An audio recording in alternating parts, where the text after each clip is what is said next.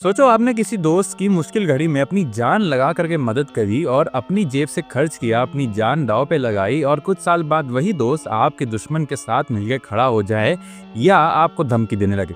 कैसा लगेगा? यही हो रहा है इंडिया के साथ टर्की और बांग्लादेश के केस में।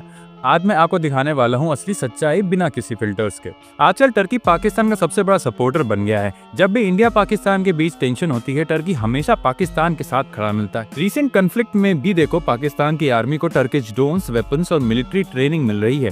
टर्किश ड्रोन्स का यूज पाकिस्तान ने इंडिया के अगेंस्ट किया। ये कोई सीक्रेट नहीं है। टर्की के प्रेसिडेंट एर्डोगन ओपनली पाकिस्तान को सपोर्ट करते हैं, स्पेशली कश्मीर इशू पर। हर इंटरनेशनल फोरम पे टर्की पाकिस्तान की बोलता है। लेकिन अब सुनो रियलिटी चेक। 2023 में जब टर्की में भयानक अर्थक्वेक आया था, सबसे पहले किसने मदद भेजी? इंडिया। ऑपरेशन दोस्त India, NDRF teams, relief material, doctors, medicine, सब कुछ टर्की भेजा गया। टर्की की मीडिया ने भी इंडियन हेल्प को हेडलाइन में बनाया था, हेडलाइन के तरीके पेश किया था। और ये पहली बार नहीं था। 1920s में जब टर्की अपनी इंडिपेंडेंस के लिए स्ट्रगल कर रहा था, इंडियन मुस्लिम्स ने फंड रेजिंग की, सपोर्ट दिया, वो भी बिना किसी शर्त के। आज टर्की इंडिया की मदद भूल के पाकिस्तान के साथ मिल करके इंडिया के खिलाफ खड़ा है। यह है जियोपॉलिटिक्स का सच, जहां दोस्ती और इंसानियत से ज्यादा अपना फायदा मैटर करता है। अब बात करते हैं बांग्लादेश की। 1971 में पाकिस्तान की आर्मी ने ईस्ट पाकिस्तान, जो कि आज का बांग्लादेश है, उसमें ऐसी बर्बरता दिखाई कि दुनिया भी हिल उठी। ऑपरेशन सर्च लाइट के नाम पे पाकिस्तानी फौज ने बंगाली सिविलियंस जैसे स्टूडेंट्स, इंटेलेक्चुअल्स और पॉलिटिशियंस को मास स्केल पर मारना शुरू किया। एस्टिमेट्स के हिसाब से 3 लाख से 30 लाख तक बंगाली सिविलियंस को मार दिया गया था। और सबसे ज्यादा शर्मनाक, पाकिस्तानी आर्मी ने सिस्टमेटिक तरीके से बंगाली औरतों और बच्चियों का बलात्कार किया।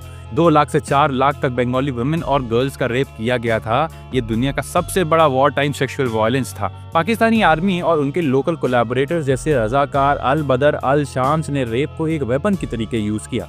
बहुत सी औरतें किडनैप करके रेप कैंप्स में रखी गईं, जहां उनको बार बार असॉल्ट किया गया। कई महिलाएं वहीं मर गईं, कई ने सुसाइड कर लिया और कई फोर्स प्रेगनेंसीज और अबॉर्शंस की शिकार हुई। एक एस्टिमेट के मुताबिक लगभग 4 लाख अबॉर्शंस और 1 लाख से ज्यादा रेप विक्टिम्स की हत्या हुई या उन्होंने सुसाइड कर लिया। टाइम मैगजीन ने रिपोर्ट किया था कि 563 लड़कियां जो मिलिट्री के ब्रॉथल्स में थीं, सभी 3 से 5 महीने की प्रेग्नेंट थी जब उनको रिलीज किया गया।